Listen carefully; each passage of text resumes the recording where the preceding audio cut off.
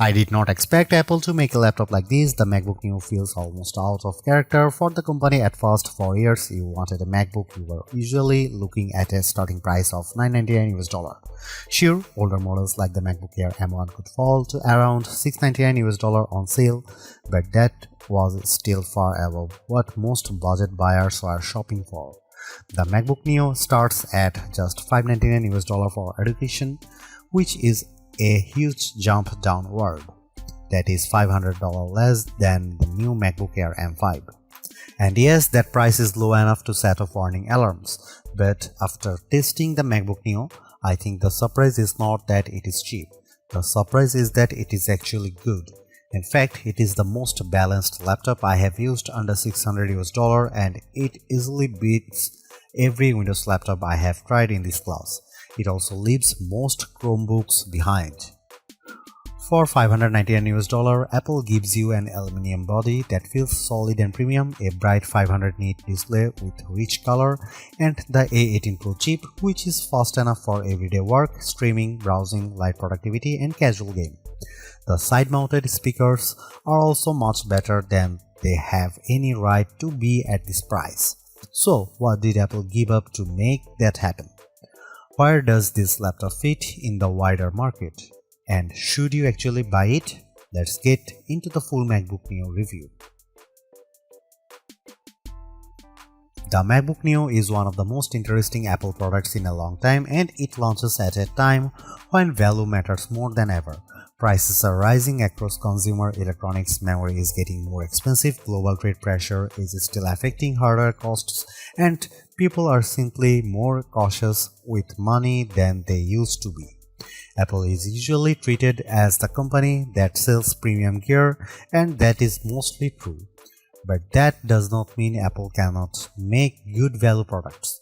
The Mac Mini M4 is already a strong example of that. The MacBook Neo goes one step further by targeting the budget and mid-range laptop space directly. That is a market filled with Chromebooks and affordable Windows laptops, and Apple is now entering it with a product built entirely on its own rules. And that is the key point here. The MacBook Neo is cheaper, but it does not feel striped down in the usual way. You still get a beautiful aluminum laptop, now offered in 4 lively color options that make Apple's lineup feel more fun again. The display is another big win. It is a 13-inch Retina panel with 2408 by 1506 resolution, which is sharper than the 1080p screens that dominate this price range. The webcam is 1080p and looks clean for video calls, the speakers sound excellent, and the laptop runs the full version of macOS. That means you are not stuck in a limited or locked down environment. You can use the standard Mac apps just like you would on a more expensive Mac. The main compromise is memory. The base model has 8GB of unified memory, which is enough for everyday use, but it is not ideal for heavy multitasking. Even so, for standard schoolwork, browsing, office tasks, and light creative work, it performs well. The real story though is the price. At $599 US, the MacBook Neo is shockingly competitive. For students, the price drops to $499 US, and at that point, it becomes very hard to argue against. Finding a Windows laptop or Chromebook that matches this level of build quality and display quality at that price is extremely difficult. Of course, there are trade-offs. The keyboard has no backlight, so it is not ideal in low light, and the 2 USB-C ports use older USB 3 and USB 2 technology instead of modern high-speed standards. Still, even with those compromises, Apple has made one of the strongest budget laptops available in 2026. It may not be the cheapest laptop you can buy, but it is one of the most complete. That alone makes it a serious problem for the competition. This is where Apple's usual strength shows up immediately. The MacBook Neo may be affordable, but it does not look or feel like a cheap laptop. That is one of the biggest reasons it stands out so much in this category. The aluminum construction gives it a firm, premium feel that most budget laptops simply cannot match. It also comes in 4 colors, which is a welcome change from the usual sea of grey and black notebooks. The review unit I had was the citrus version, which is a bright green shade that feels fresh without being loud in a bad way. Apple also showed the other colors at the launch event. Silver is the classic safe pick, blush gives you a soft pink tone, and indigo is a deeper blue. All of them look polished, not playful in a cheap way. The metal chassis does mean this laptop is not quite as light as some people might expect. It weighs 2.7 pounds or 1.23 kgs, which is the same as the MacBook Air. That is still portable, but for students carrying it around campus or kids moving between rooms, it is not invisible in a backpack. It is also a bit thicker than the Air. Apple has also colored the keyboard to match the body, which helps the whole design feel more unified. That is a small detail, but Apple does a good job with those little visual touches. One thing to know is that Touch ID is not included on the base model. If you buy the 512GB version, you get the fingerprint button on the keyboard.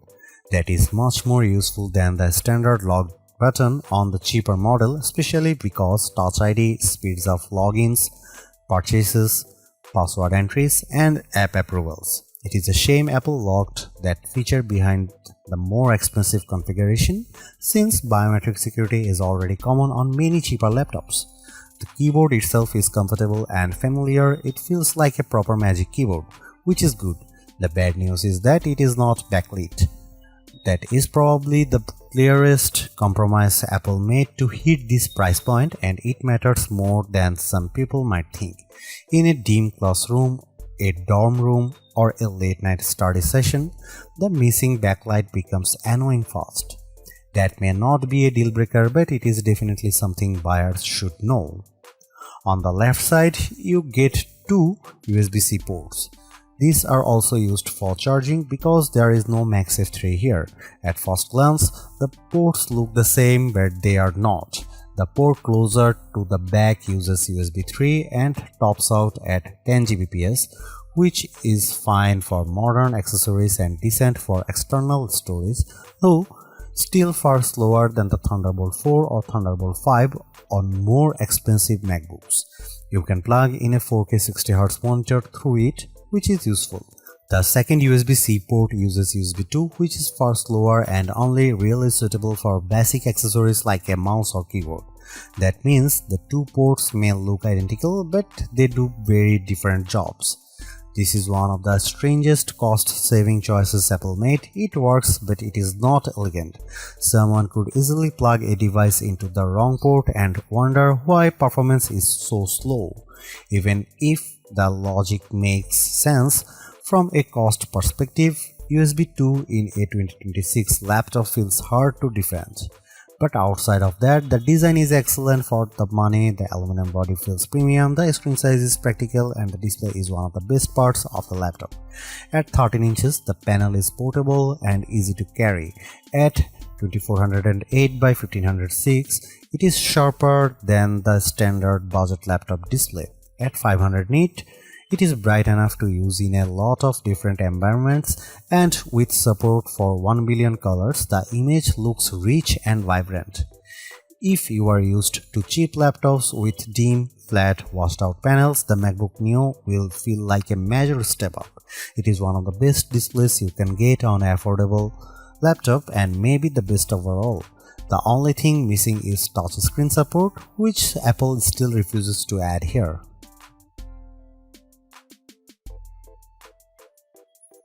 The MacBook Neo's performance story is unusual, but it makes sense once you look at the pricing. Instead of using an M series chip, Apple chose the A18 Pro, the same chip that powered the iPhone 16 Pro. On paper, that sounds strange. In practice, it is a smart cost-saving move. Apple has been building mobile chips for much longer than its computer chips, and the latest iPhone silicon is extremely capable. For a budget laptop, that may be a better approach than using a weak conventional laptop chip that struggles under normal use. Using an older iPhone chip lets Apple keep the price down while still delivering strong everyday performance. You might wonder why Apple did not simply use an older M chip like the M1. The company says the A18 Pro has a 16-core neural engine that is better suited for on-device AI work, including Apple Intelligence features inside macOS. The M1 is not as strong in that area, and the A18 also uses faster memory, so the choice is more deliberate than it first appears. Because the A18 Pro is still a 64-bit ARM chip, you are not getting some limited phone-only system here. The MacBook Neo runs full macOS, which means standard Mac apps work normally. And that matters. This is not a lockdown machine like many Chromebooks, which are limited to a narrower set of apps, or Windows 11s laptops, which are restricted in annoying ways and often push you toward Microsoft Store downloads and Edge browsing. The MacBook Neo avoids that kind of frustration completely. For everyday use, the experience is very good. macOS runs smoothly enough, and while it is not as fast as a MacBook Pro, it is still impressive for a machine this affordable. I would recommend keeping the workload light and realistic. Use built-in apps, office software, browsing, streaming, and basic creative tools, and the Neo behaves well. I tested it with GarageBand and Keynote, and both worked without issue. That is exactly the kind of software this machine is meant to handle. It can also go further. I installed Steam, which needs Rosetta on non-Intel hardware, and it ran fine.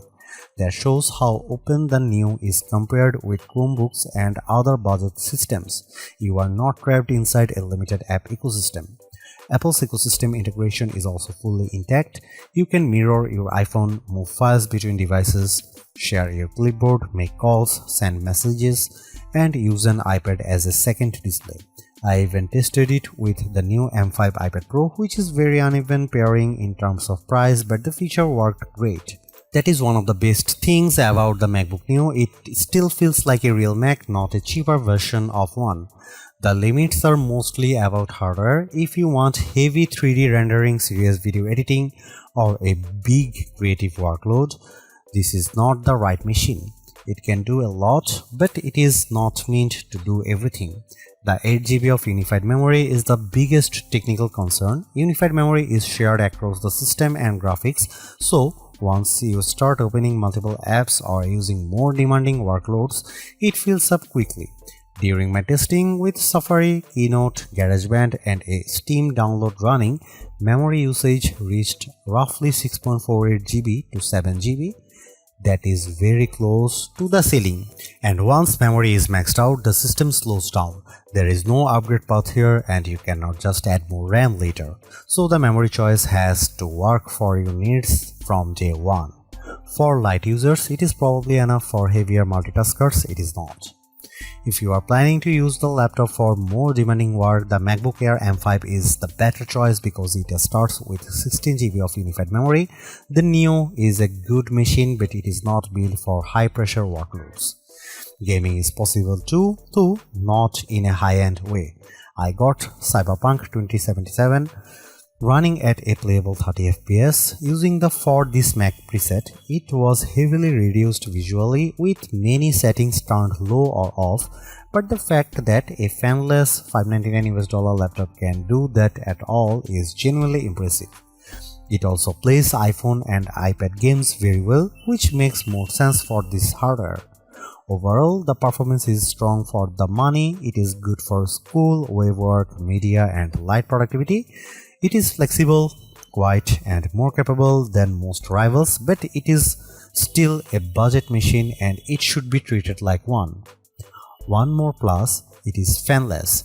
That means silent operation, which is a big deal when you compare it with budget Windows laptops that often becomes noisy under load. The MacBook Neo is the best budget laptop you can buy right now. It sits at the higher end of the budget category, but the quality gap between it and most Windows laptops or Chromebooks at the same price is hard to ignore. The MacBook Neo looks better, feels better, and performs better in daily use. The display is excellent, the speakers are unusually good, and the overall experience feels far more premium than the price suggests. What Apple really nailed here is the software side. This is not a watered down Mac experience. You still get full Mac OS, broad app support, and the normal Apple ecosystem features that makes MacBooks so useful in the first place. Yes, there are compromises. The memory is limited, the keyboard has no backlight, and the USB-C setup is odd, but those trade-offs are easier to accept when the rest of the machine is this well executed. In the end, the MacBook Neo is exactly what a budget MacBook should be. Simple, capable, polished, and worth the money.